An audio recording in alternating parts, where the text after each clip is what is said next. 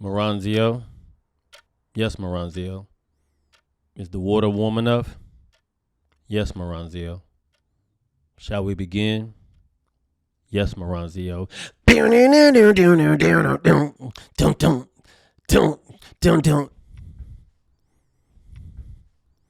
If you can't tell, I started off with Prince because I was listening to the Purple Rain soundtrack as I get prepared, as I set up, as I get my mind right to do this thing that I hate doing because it makes me uncomfortable, but I am being consistent because I want people to get something out of it. I want something out of it. So the only way you're going to get something if you be consistent, right?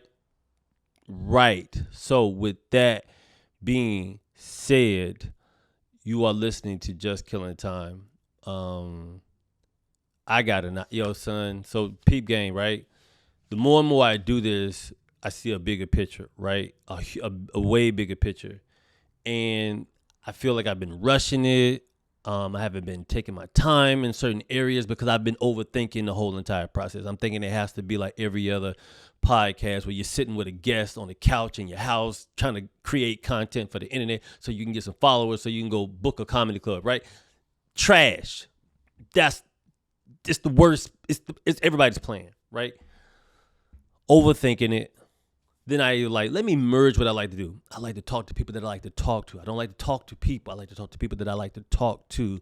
I also like to do stand up, but I do not have it in me to play the politics, to hang out at a comedy club so people will say, yeah, we like him, let him perform. Listen to me. I'm going to do an entire series on what I'm calling Comedy Confidential. I'm going to explain to you what this shit is that we do, but that's for another time. But I don't have it in me to play the politics. I don't have it in me to ignore the fact that certain clubs book people who do sexual things to women, and if you bring it up to them, they don't book you, the person who's asking you, why is that guy who's been touching women allowed to perform at a comedy club where there are women for him to touch, right? I don't have time for that game. I don't have time to create content to get my numbers up so I can say a club can look at my social media and say, oh, he deserves the right to perform here. They don't care if you're funny. They just want to see that you have numbers because they think the numbers will bring people to the comedy club. That's a whole other thing. Stop making me talk about it. So here we go. Today's episode, what I want to talk about is, I'm going to make somebody mad. I already know it. But I promise you, it's for a reason.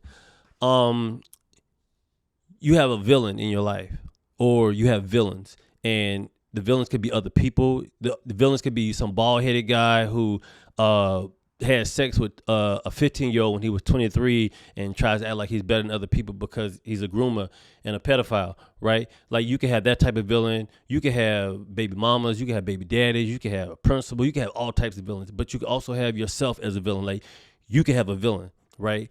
And imagine someone stealing your time, meaning like this is a video game. Let's say we're in a video game and you have to do certain things to complete your mission. And if you allow people to stop you from doing the thing that you are supposed to do, then they win. They steal your time. They steal your essence. They steal your energy. They steal your love. They steal your joy. They steal your self-esteem. They steal your self-worth. Like they eat off of that, right? And some people don't even know they're doing it. Some people are so selfish that they don't even know that they don't even know that they're robbing you. They just, because they do it. It's just natural. It's natural, like racism. So you got to figure out who the villains are in your life. How do you defeat them? And if you're the villain in your life, then you have to figure out how to stop yourself so you can have the life that you're supposed to live. That's a whole bar. I'm not even asking you. I'm not asking if that's a bar now. I know that's a bar. I need to make sure the thing is recorded. I feel like it's recorded. Hold on. I'm recording. Look, I told you this is going to be raw. So look, that's a whole bar. You don't have to worry about it. If you have a dream and you're not living the dream, or you're not living the life you want to live, that means somebody else has control over your life, and that you got to fix that shit. If you're not doing the thing that makes you want to get up every day to go do or to live or to exist, you got to figure out what the fuck is stopping you from not wanting to be here. Because I have those days where I'm like, I do not want to be here. Like this whole, I saw a meme the other day that said I should have asked who all was going to be here before I came to Earth, because mother, listen to me. There are people who exist that if I had known they were going to be at this party, I would have been like, send me to Nebulon or something. I would have gone and hung out with blue people for a little while. But if you got a dream and you're not living it, and something's like obstructing it, and you feel sick or you feel depressed because you're not like doing the thing that's supposed to keep you and want to be engaged and on fire for living, you got to figure out what that is. You got to figure out what's stopping it. You got to figure out how to get to it. You got to figure that out, because if you don't, someone else is reaping the benefits of you not doing what you're supposed to be doing. It's okay to support people, but god damn, people, we can't get so immersed in somebody that we forget to live our own lives. Everybody can't be in the beehive, right? That's a whole bar. I'm not asking. I'm in my bag right now. I have a bag. I'm in it. I'm inside the bag right now. So listen, I'm going to tell you a story, because I want to share a video with you at the end of this podcast, at the end of this, whatever this is. I told you I'm working on an art project. Some dudes that I play ball with, smart, intelligent men, are brainstorming with me. I want to do this art exhibit that I'm going to trickle out piece by piece over the next months. Huge thing. Look, the goal, I tell you before, is to create content that people like, so I can go and do little small venues and perform and not have to deal directly with comedy clubs or agents or managers. Like, if I could just do this grassroots on my own with the people's help, gunshot, buckshot, all up in there, right? Good stuff. So let me tell you a story real quick. From North Carolina. And I said it last week or on another episode, where I talk about how you can do something that means a lot to you, but if you have difficulty enjoying it, if the thing that you're doing, other people don't take fucking, interest in it, or they don't care, or if you owe money or whatever, like, just give me the money, I don't care. Like, what's the payoff, right? So if you don't do that, if you don't give people what they want, then what you want, or your dreams or whatever little Mario Quest thing that you accomplish, they're gonna be like, what's that got to do with my video game, right? So I'm going to tell you a story about Arsenio Hall, and how Arsenio Hall is what I like to call a money memory. It's a money memory. You need money moments. You need money moments. When I say money moments, when you feel low, you feel broke, you feel empty, you have moments that you can call on, go to your money moment account and pull out money to say, yo, I remember this time, I feel good, I shouldn't beat myself up. Arsenio Hall is a money memory, a money moment.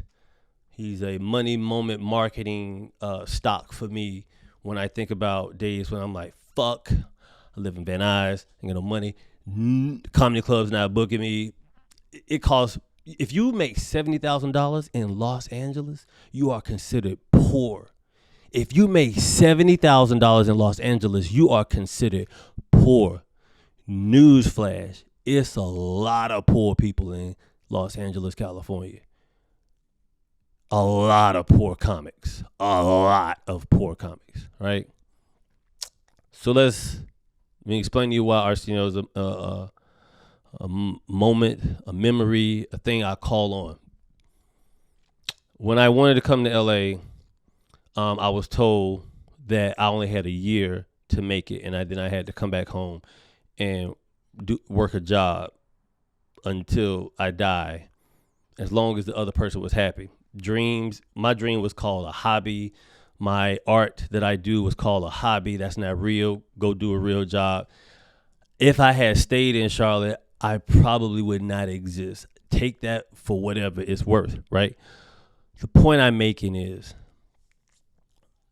if I had stayed, I wouldn't have that Arsenio Hall moment that means more to me than the people who tried to get me to stay in Charlotte. I don't know what you want me to do. That's just the truth. It's the information that I am passing down to you. Do what you want with it. So listen, growing up in Charlotte, wanted to be a comedian because of Eddie Murphy, because of Bill Cosby, because of Stephen Wright, because of Dave Chappelle, because of Bill Hicks, because of George Carlin. Like, I want to be a comedian. I want to be taken serious. I wanted to tell jokes. I wanted to tell stories on stage that people are like, yo, I never thought of it that way, right? Just now, just like, oh, I got some jokes here, and oh, I got some jokes there. So Arsenio Hall was an inspiration to help me get out of Charlotte, because I feel like if I didn't see things that would inspire me to wake up like, oh my God, what am I doing here? Arsenio Hall woke me up from the sleep, the spell, the whatever it is, the chemtrails that make you say, stay where you are, don't be anything, the world is crazy, you don't want any part of that. Like, Arsenio kind of like broke me out of that, because I'm watching TV. Arsenio Hall and Eddie Murphy are the only two black men in black culture where parents would say, you know what, you can stay up late for that person. The only two. Name the other two. Name another one. Because Bill Cosby came on at a time-friendly hour. Eddie Murphy and Arsenio Hall came on after 11. That's better than prime time. You got to stay up late to laugh in secret with some shit that everybody can't handle. So I get to watch Arsenio Hall.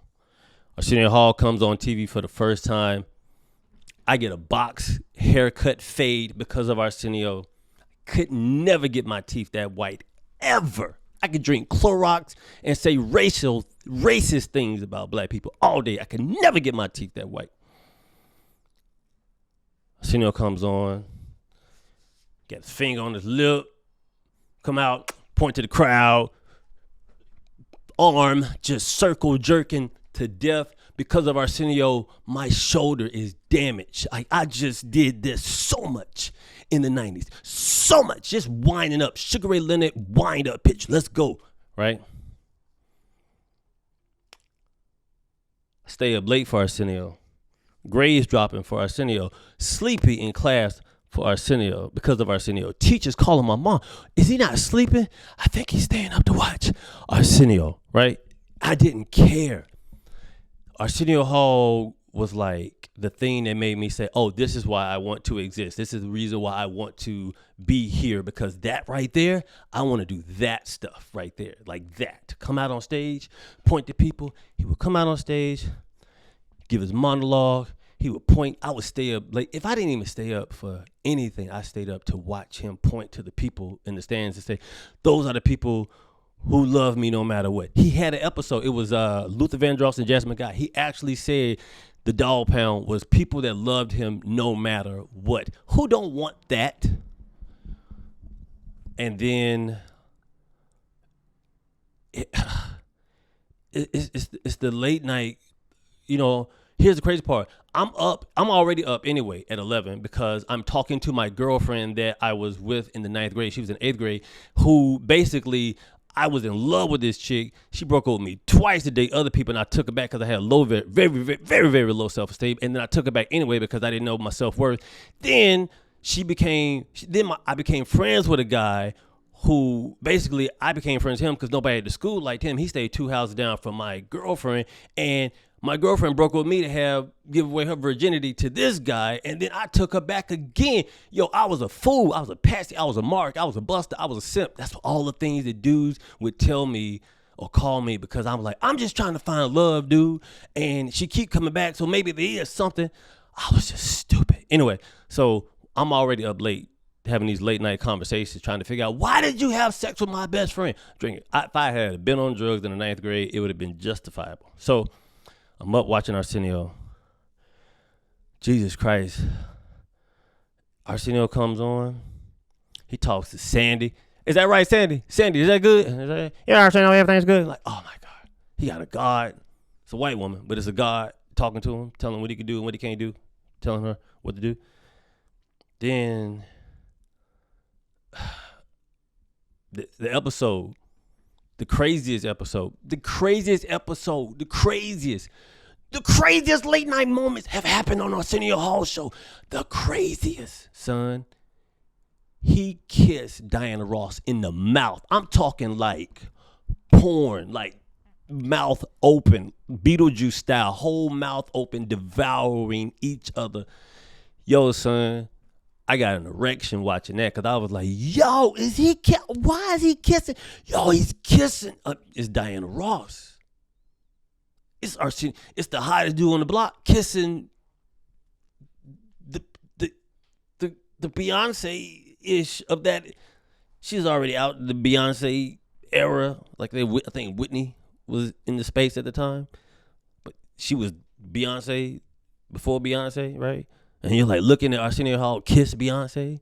It's like if I kiss Pam Grier now, I'm like, God, I just bust slobs with Pam Grier, Foxy Brown, Jackie Brown. So I'm like, I'm in shock. This is crazy television. Yo, he put Vanilla Ice in place. He had Farrakhan on. Like the show was insane. So fast forward, where am I on time? Oh my God. Okay. So fast forward, I moved to LA because that's what I want to do. That's my dream. That's the thing that I'm supposed to be doing that everybody's trying to talk me out of or tell me I'm not good enough for or whatever it was. But somebody had an opinion about me coming to LA to do this. And then it was already like, son, do you understand how many people I'm going to have to deal with when I get there? Why in the name of hot flashes are you trying to discourage me from doing something that's already going to be difficult enough when I get out there? How about just be happy for a person that's just trying not to just sit in his hometown and look like his father way sooner than he would like to because he let life beat him up just like life beat his father up. What's so wrong with that, right? I moved to LA. The first time I met Arsenio Hall, performed with him at a club, and he comes from behind a curtain. And I can't remember if he was hosting or if he was the next comedian. I think he was hosting. I can't remember. But he comes from behind the curtain and he proceeds to interview me. He interviewed me when I didn't have hair. The reason I have hair is because my barber tried to extort me during the pandemic and put me on a blackball list so barbers wouldn't cut my hair. So I just let my hair grow out. But I found a barber now. But that's a story for another day. So I'm getting interviewed by Arsenio Hall at this club in front of these people, and I can't even be present for the moment because I know that this memory that is being created right now, something that if I had listened to everyone who told me that if I don't make it in a year that I need to come back home and do nothing with my life, that memory would have never happened. That moment that makes me want to get up every day to keep trying to do something that I don't feel valued in because my manager don't care, my agents don't care.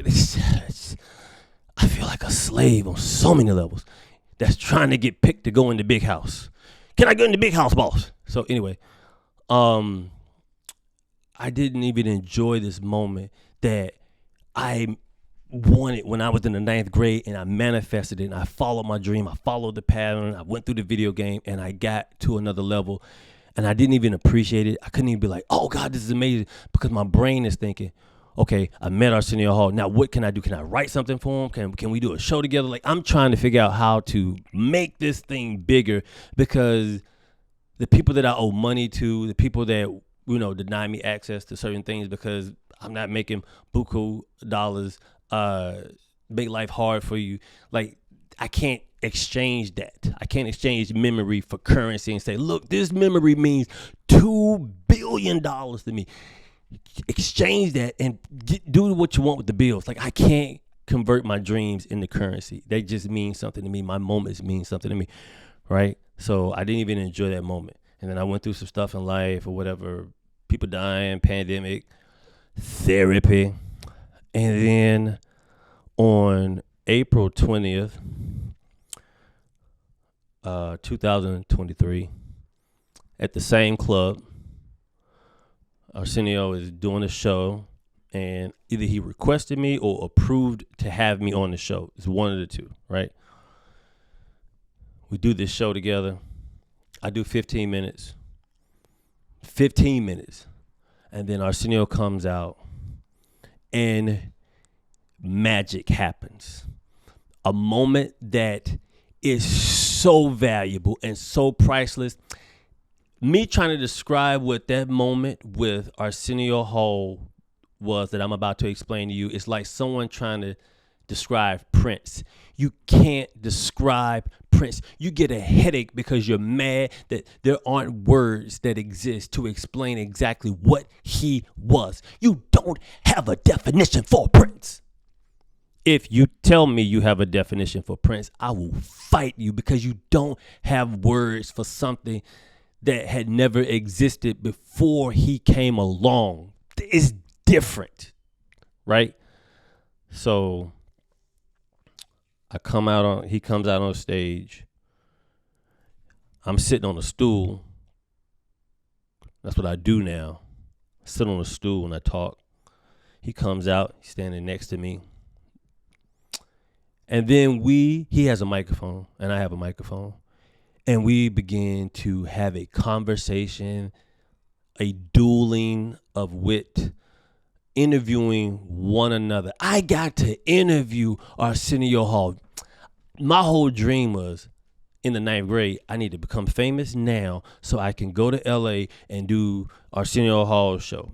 In the 9th grade, that's all I wanted to do. I wanted to become famous so I could do the Arsenio Hall show, right? But I didn't get to do it because the show went away. Then it came back and I still didn't get to do it. And I'm okay with that because what I got instead was better than anything I could have ever imagined. I'm standing on the stage. I'm sitting on the stage. He and I are talking. He remembers giving my mom tickets to come see him when he went to Charlotte. And then I tell Arsenio, I was like, man, I say this on stage. I said, man, I thought you were really Hollywood. I thought you should, because dudes in Hollywood will give you their boy number and be like, yo, man, can I get your number? Yeah, man. And then he'll give you his boy number. And his boy like, why did you calling me? I didn't want that motherfucker to have my number, right? So we having a conversation. I tell him I thought he was going to be Hollywood, but he remembers my jokes. He remembers the conversation. He remembers us working together on George Lopez's show. Like, he remembers everything. And I know there's nothing faker. There's nothing faker in this world than Hollywood. Nothing is faker.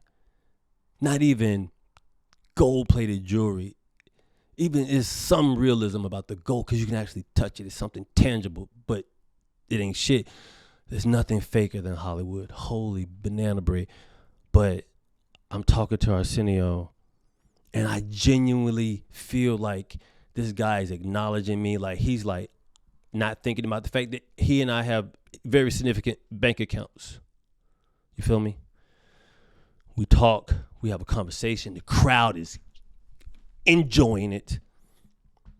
I get off stage and I'm like, that was a moment. I recognize it. I didn't think, oh, maybe I could turn this into something. I just had the moment and I held on to it. And there's days when I wake up, I'm like, oh God, how do I get my manager to notice me even though he already reps me so we can do something? I don't have it in me some days.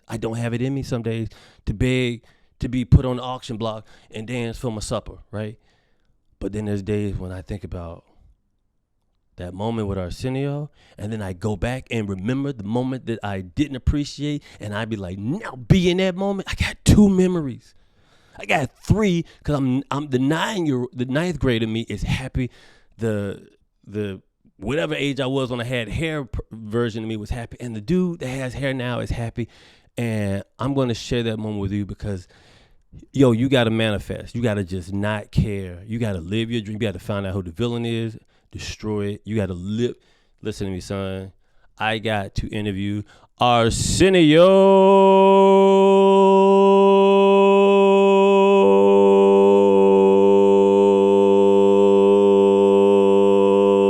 Hall.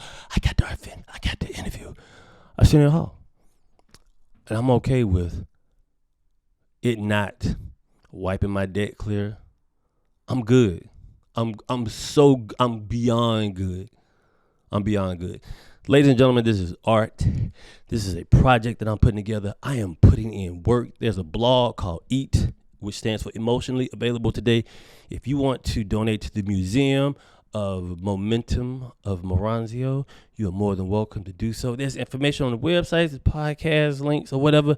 But with that being said, I'm going to share with you what that magic moment was, and I'm okay with the clubs that don't fuck with me. And if I get like 200 people to agree to come out to see me at a venue in a city, I'll book the venue. People will pay to see it, and then I won't have to do OnlyFans to pay rent. It's art, baby. It's what's happening. Comedy Confidential. Holy banana bread, son. I'm in my bag. If it gets dark, you see why it's dark right now? Because I'm in my bag. That's why it is. Come on, dude. Oh. Before we go, let me read this quote real quick that I'm on, son, because this is where we at right now. This is where we at. You ready? Hold on. Where is it? Here we go. When we can see ourselves as we truly are and accept ourselves, we build the necessary foundation for self-love. That's by Bell Hooks. I'm building a self-love foundation. I'm going to love myself for the things that I'm able to do despite not having or whatever it is, dude. I'm just building a nice little ground so I can have a nice castle and I'm a build. I don't know. I'm also thinking of going to school for therapy. I'm just talking. Oh, I got the people that asked for the t-shirts. I'm working on the t-shirts right now. Yo, you know that's the meme, right? That's I'm pointing, for people that's listening, I'm pointing to the brick wall meme that my buddy Howard Russell drew. And I have a story to tell you about that on the next episode, probably. Deuce. That's Moranzio Vance. Come on, yo. Dude.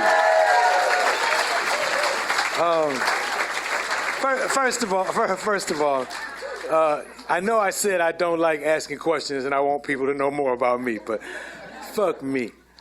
I gotta ask you this.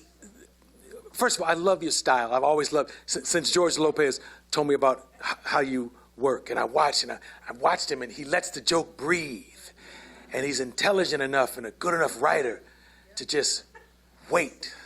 You know, I work like a cocaine addict. I can't wait. You know, I'm like, come on, yo, stop so I can say the next shit. Stop. You know. But I want to say that if you say it in front of people, you know, I mean it. You know, versus just blowing smoke up your ass backstage. I love the way you work, dog. Cosby's like that. Not all. I don't mean. I just mean on stage, Cosby. No. Moranzio, I mean the Cosby that don't put you to sleep, the one that wake you up and make you laugh. But let me ask you a question. Do you remember? Cosby. Yeah.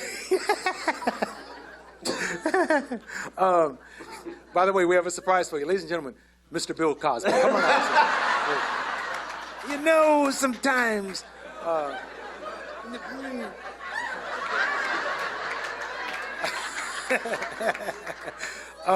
do you remember, because this is contagious, do you remember the first time you held a mic and got a laugh, and where was it? I was 13. I did little gospel plays that would come through town. Mm-hmm. Dear God, help me. Yeah. I only got $5. Yeah. Yes. Y'all know them kind of plays? I don't know if white people have. It's like Chitlin circuit plays. Yeah, it's like your arms too short to grab God. Yeah, you know, it's yeah. Plays like Bible that. scriptures turned into long plays, and I did one, and they asked me to do stand up at the beginning, and I had never really done. My first comedy special I ever saw was Stephen Wright. Oh yeah, genius, East Coast. 1986, and I'm like 11 years old, and I'm watching it, and his material is dry. That needs to be accompanied with water. Yeah. You know, like you can't just sit there and so I'm watching this at 11, and it starts to resonate, and then I see Whoopi Goldberg's one-woman show she did for Broadway. Yes. Fonte, all those Yeah. characters. Then I took a left turn and went to Jackie Mason for a minute. I talked like this. I don't know why, but this fucking sounds like good to me. I was like, God, I don't know why. But this rhythm and cadence is like, I want to know what this is about. And he's got this audience captivated. And then Bill Cosby, and then Jake Johansson was my next one. Fire. Jake Johansson. And then Here You Come Along. And then you, Mario Joyner, around the same time, or whatever. Two different styles, because you had way more energy. But then you had the movie Amazon. Yeah, Amazon Women on the Moon. Amazon Women on the Moon. And you had the Yes. sketch stuck here. Look, I just found out it was a fundraiser movie. It wasn't even a real movie. It was That's a bail true. money movie. That's It was true. a bail money movie. That's actually true, but that's another story for another time. Yeah. I see you in that.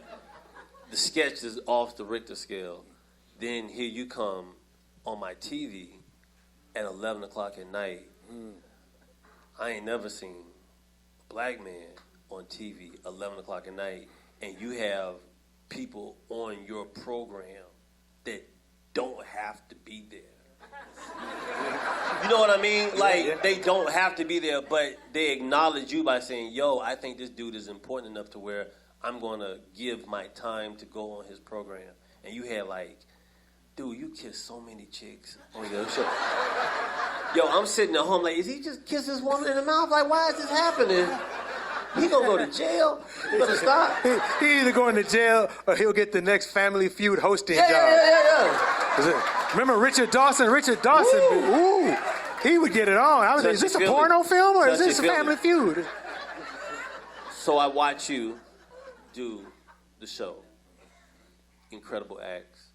Now I'm like, the thing that I thought I wanted to do, I know I can do it because I've seen somebody else do it. Right?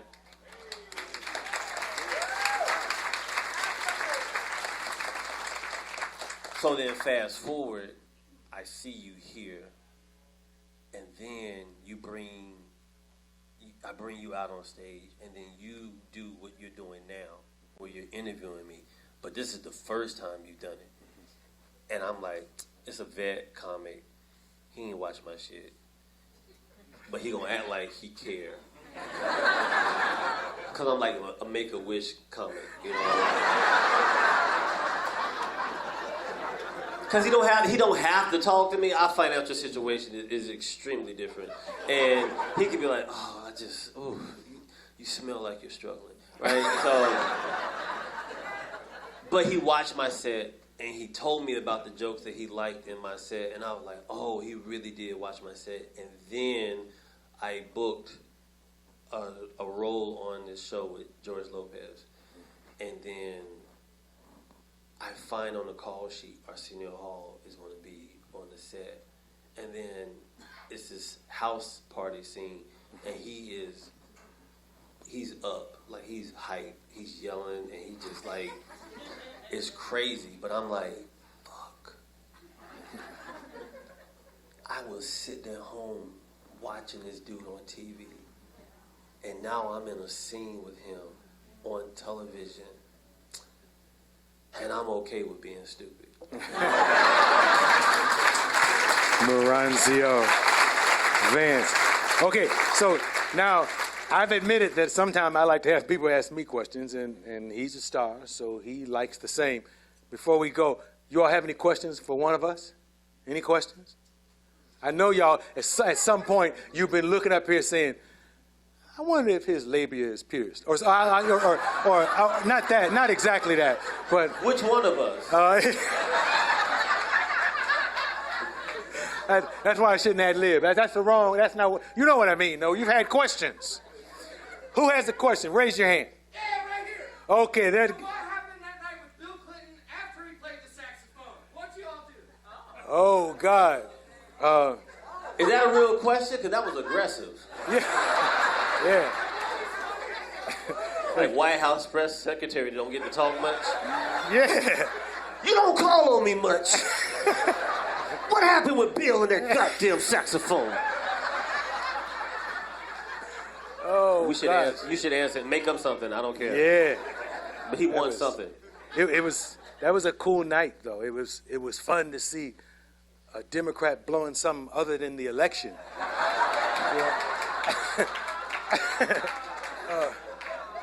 But you know what? I'm gonna be honest with you. We didn't get to go hang out that night, and I'm gonna tell you why. Because Hillary was there, and wherever Hillary is, no fun ever rears its ugly face. No fun comes when Hillary. But one time he called me. This is a true story. He called me, and I knew it was him because it sounded like he needed a lozenge. And because hey, how you doing? It was in there or something in there. And he said, "Oh, would you like to go? You like soccer? You want to do a soccer game?" And this dude and Ron Burkle, who owns all the supermarkets. Ron is like a billionaire. Like if Ron said tomorrow we don't eat, we don't eat. He owns like all the supermarkets. And we went to the Rose Bowl, dog. It's a whole different night, and Hillary wasn't around, and everybody was all happy, you know. And we didn't even have to say why we were happy. It's like it was just looking at each other. We knew. It's like, you know, she's not here. His wife not here. Don't feel oppressed. Yes, yes. And it was so good to see just men in pantsuits. But Hillary in her pantsuit was not there. And he took me to the Rose Bowl. And it was to go with him someplace. I almost couldn't go to public events anymore. When you go someplace with Bill Clinton, it's like you have a line of people, and the last line has a car with machine guns at the back, and they block off each entrance to the freeway. So if you're going past Balboa, when you get past Balboa, right there, police blocking it. Can't nobody get on, you know. And so you're always on the freeway alone. But you get where you need to go fast. Yes, you do. Yeah. I know we made fun of Hillary. Some people take offense to it, and that's fine, you know. But I do believe she should have been president, not because That's 12. not because she's qualified.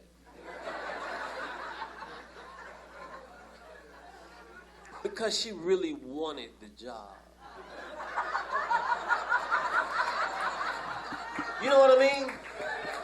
And the reason you know she wanted the job, because she was willing to get up every day and go work in a building that her husband used to work in the office he used to work out of, and sit in a chair where he made important decisions.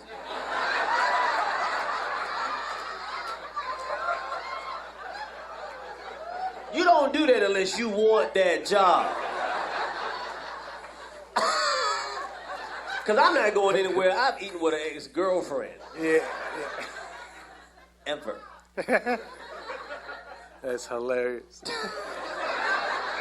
but it's so true. I'm glad she didn't get the job. Woo! She would have burned that desk. That desk, yeah. that carpet coming up. It's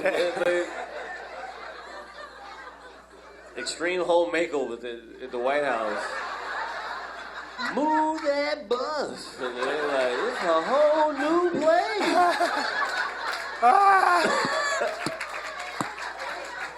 Oh, Orazio.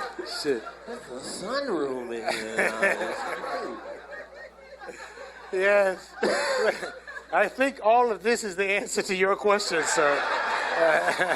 By the way, we went to a soccer game. It was America versus China. We beat them, and Brandy Chastain pulled her top off and slid on the ground. Remember that famous game? Yes, that was, we were so happy to be Americans that day. You know? We whipped the Chinese ass. Look, I'm over here like on bated breath, like, please don't say nothing wrong. She took her shirt off. I was like, where's this going? Yeah. Yes.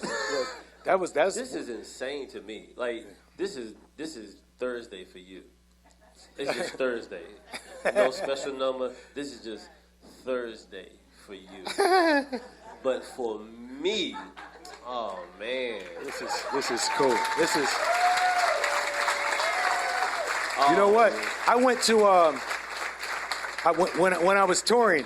you know, you go different places, and every now and then somebody will call you, him or Cedric the Entertainer call and say, my mother-in-law is in the Bay Area. Can I get some tickets?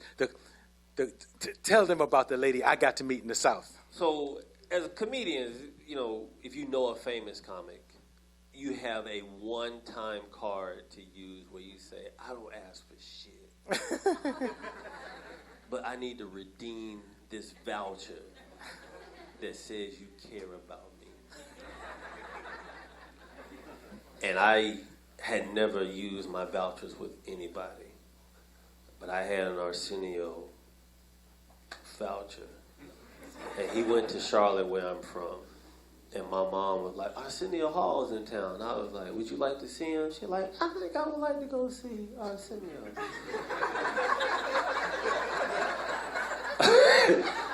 I said, okay, let me call you right back.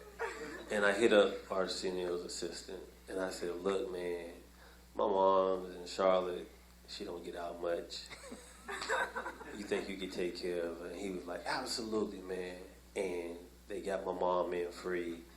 And Arsenio took a picture with my mom, which I don't even know if I had anything to do with that, but it happens. And it's just a confirmation to her that it's okay that I didn't finish college. Like anytime she's like, you should have finished school. You remember when you met Arsenio? Oh, that's right, I did. He's so nice. Oh my God, Arsenio. So Arsenio is definitely a distraction from me not furthering my education. But Where'd you go to school? North Carolina A&T. Yeah, and In did you Greensboro, North Carolina. did you stop to do stand-up, or what made you say I'm finished? I started at 15. I started stand-up for the first time at 15. Okay. I went on stage. When we had proms in our cities, to avoid kids going to go drink alcohol and get hotels and make poor decisions, they would offer comedy shows for us to go to the Comedy Zone in Charlotte. Mm-hmm. And they let comics do it. And I'm not being mean, but the comics they gave us to entertain us, I was like, man, alcohol seems like the better choice.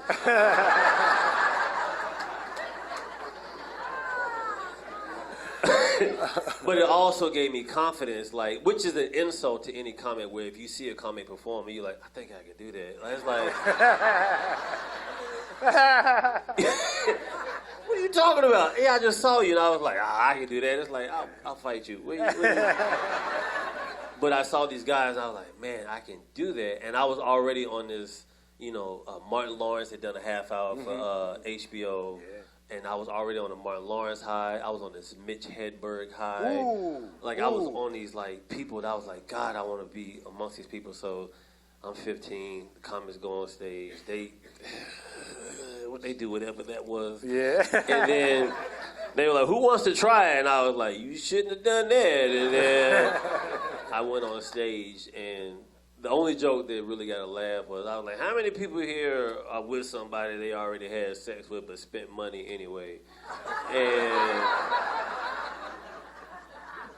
a lot of people raised their hand, and it really messed up the evening for a lot of people.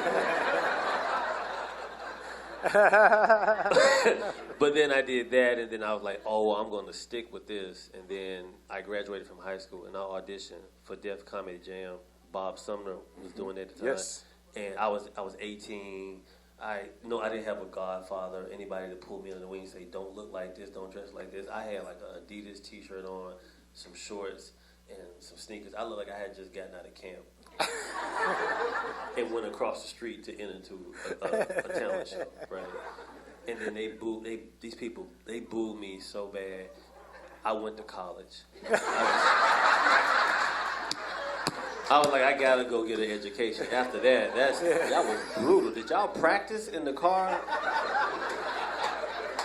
Cause it hurt. It was like, Then I got back. Bring the Pain came out in '96. Mm-hmm. It rejuvenated my interest back in the stand-up. And then from then on, I was like, oh, I'm good. And I just like stuck with it. And then I moved out here, and I knew part of me was like, meeting you is not a surprise, but meeting you is a surprise, because I had met Robert Townsend prior. Yeah. Right? He Yes. took me to lunch. Wow.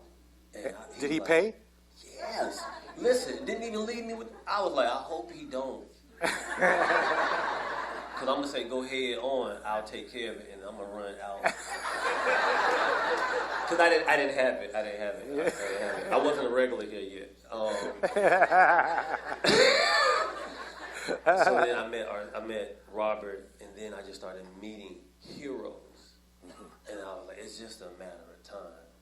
And then this is like, I don't know if a lot of people know this, but this is like, this is a mecca for comedy. This is the country club. This is like, and when I say country club, like, it's a privilege to play this room because Seinfeld played this room, Leno plays this room, Shanley played this room, Robert, like legends played this room, people that made it possible for the thing that we do. And the owners are nice to us, unlike the other clubs. They really are. If y'all only knew. Lord. It's the only comedy club in the city where you don't feel like you have to have something going on in order to be in the room. You know what I mean? Because in LA, it's like, what are you working on? Script. And they're like, oh, whatever. Right?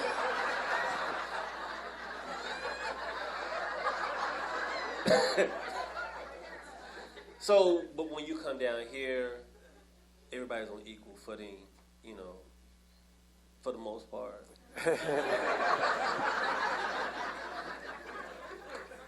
We get fed.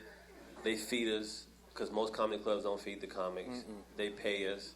And they give us a copy of our performance that they say, go do what you want with it. Just don't say, fuck this club, you know. But it's a great club to be a part of. I met Seinfeld down here. Jerry, yes. It was crazy because I headlined the night, and before I went on, Richard told me, like, Seinfeld may come in, so I may have to cut your time. Rich is the manager here. Rich is the manager. Yeah. He's like, Seinfeld may come in, so I may have to pull you off stage.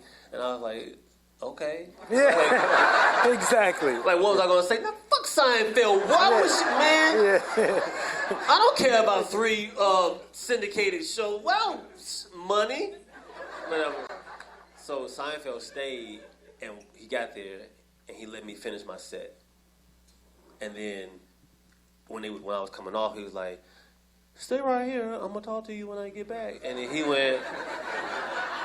By the way, it's a requirement. We all have to be able to do Jerry to work here. Yeah. So we all stay home and practice. Yeah. So he went on stage. He did like 15 minutes, made everybody forget the 45 I had just done. And then we sat in the green room of the club for like 20 minutes, and he talked to me as if our bank accounts were not significantly different.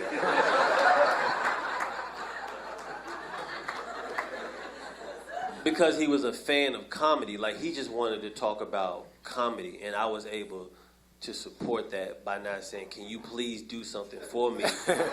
It was just like, oh, yeah, really? Oh, cool, yeah, because I know this person. And he's like, oh, I just started doing this joke. Oh, I like that joke, and I think it's cool the way you did it. Like, oh, cool. And I'm like, this is a conversation. But I'm like, man, if this conversation was money, I was broke when I said hello. And then Richard texted me last night. He was like, hey, you want to do the show with Arsenio? And I was like, what I'm going to say? Nah, man. I got to wash clothes tonight. It's just... Hey, I got therapy in the morning. And my therapist like, what happened lately? Arsenio asked for me, and I just wanted to put me first for a change. Ladies and gentlemen, that's Maranzio Vance. You also saw Stephanie Bloom earlier. You saw Jack Cohen earlier. Don't go nowhere yet, man. Come back here. Oh, you all saw Matt Marcy, the magician. Matt Marcy was here, and I made a fool of myself and called him like Thomas Marcy or some shit. We love you. Thanks for coming on a school night and laughing with us. One more time, Maranzio Vance, ladies and gentlemen. God bless you. Good night. Arsenio Hall, ladies and gentlemen. Arsenio Hall.